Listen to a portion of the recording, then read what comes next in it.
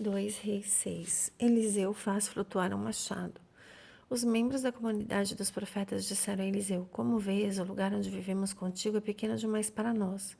Vamos ao rio Jordão, onde cada um de nós poderá cortar um tronco para construirmos ali um lugar para morar. Eliseu disse: Podem ir. Então um deles perguntou: Não gostaria de ir com teus servos? E sim, ele respondeu. Então Eliseu os acompanhou. Foram ao Jordão e começaram a derrubar as árvores. Quando um deles estava cortando um tronco, o ferro do machado caiu na água. Ele gritou: Ah, meu senhor, era emprestado. O homem de Deus perguntou: Onde caiu? Quando o homem lhe mostrou o lugar, Eliseu cortou um galho e jogou ali, fazendo o ferro flutuar, e disse: Pegue-o. O homem esticou o braço e o pegou. O exército arameu é ferido de cegueira. Ora, o rei de Arã estava em guerra contra Israel. Depois de consultar os seus oficiais, disse: Montarei meu acampamento em tal lugar. No entanto, o homem de Deus mandou uma mensagem ao rei de Israel: Evite passar por tal lugar, pois os arameus estão descendo para lá. Assim, o rei de Israel investigava o lugar indicado pelo homem de Deus, repetidas vezes. Eliseu alertou o rei que tomava as devidas precauções. Isso enfureceu o rei de Arã, que, convocando seus oficiais, perguntou-lhes: Vocês não me contarão qual dos nossos está do lado do rei de Israel? Um dos oficiais respondeu: Nenhum de nós, ó rei, meu senhor, é Eliseu, o profeta que está em Israel, que conta ao rei de Israel até as palavras que tu falas no teu quarto. O rei ordenou: Vão e descubram onde ele está para que eu mande capturá-lo. Quando informaram de que o profeta estava em Dotã, o rei enviou para lá uma grande tropa com cavalos e carros de guerra, e chegaram de noite e cercaram a cidade. O servo do homem de Deus levantou-se bem cedo pela manhã e, quando saía, viu que uma tropa com cavalos e carros de guerra havia cercado a cidade. Então ele exclamou: Ah, meu senhor, o que faremos? O profeta respondeu: Não tenha medo, aqueles que estão conosco são mais numerosos do que eles. Então Eliseu orou: Senhor, abre os olhos dele para que veja. Senhor, abriu os olhos do servo que orou e viu as colinas cheias de cavalos e carruagens de fogo ao redor de Eliseu. Quando os arameus desceram na direção de Eliseu, ele orou ao Senhor: Fere este povo de cegueira. Então ele os feriu de cegueira, conforme Eliseu havia pedido.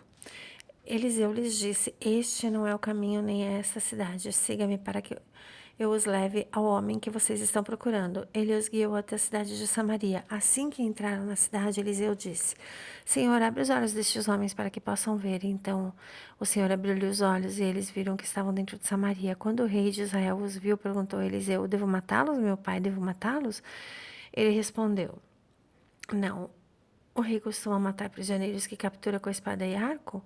Ordene que eles sirvam comida e bebida e deixe que comam, bebam e voltem ao seu senhor. Então o rei preparou-lhes um grande banquete e, terminando eles de comer e beber, mandou-os de volta para o seu senhor. Assim as tropas de Arã pararam de invadir o território de Israel. Fome durante o cerco de Samaria. Algum tempo depois, Ben-Hadad, rei de Arã, mobilizou todo o seu exército e cercou Samaria. O cerco durou tanto e causou tamanha fome que uma cabeça de jumento chegou a valer 80 ciclos de prata e uma caneca de esterco de pomba 5 peças de prata.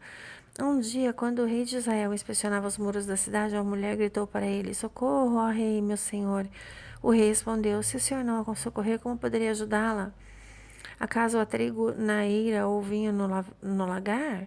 Contudo, lhe perguntou: Qual é o problema? Ela respondeu: Essa mulher me disse: Vamos comer o seu filho hoje e amanhã comeremos o meu. Então cozinhamos o meu filho e o comemos. No dia seguinte, eu disse a ela que era a vez de comermos o filho dela, mas ela o havia escondido. Quando o rei ouviu as palavras da mulher, rasgou as próprias vestes. Como estava sobre os muros, o povo viu que ele usava pano de saco por baixo junto do corpo. Então ele disse: Deus me castigue com todo rigor se a cabeça de Eliseu, filho de Safate, continuar hoje sobre os ombros. Ora, Eliseu estava sentado em casa, reunido com as autoridades de Israel. O rei havia mandado um mensageiro à sua frente, mas antes que ele chegasse, Eliseu disse às autoridades: Aquele assassino mandou alguém para cortar minha cabeça? Quando o mensageiro chegar, fechem as portas e mantenham-na trancada. Vocês não estão ouvindo os passos do seu senhor que vem atrás dele? Então ainda lhes falava. O mensageiro chegou. Na mesma hora, o rei disse: Essa desgraça vem do Senhor. Por que devo ainda ter esperança no Senhor? 2 Reis 7. Eliseu respondeu: Ouçam a palavra do Senhor. Assim diz o Senhor: Amanhã, por volta dessa hora, na porta de Samaria, Tanto um seá de farinha como 2 seás de cevada serão vendidos por um ciclo de prata. O oficial em cujo braço o rei estava se apoiando disse ao homem de Deus: Ainda que o Senhor abrisse as comportas do céu, será que isso poderá acontecer? Eliseu, porém, advertiu: Você o verá com os próprios olhos, mas não comerá coisa alguma. O cerco é levantado. Havia 4 leprosos à porta da cidade. Eles disseram uns aos outros: Por que ficar aqui esperando a morte? Se resolvemos entrar na cidade, morreremos de fome, mas se ficarmos aqui também morreremos. Vamos, pois, ao acampamento dos arameus para nos render. Se eles nos pouparem, viveremos. Se nos matarem, morreremos.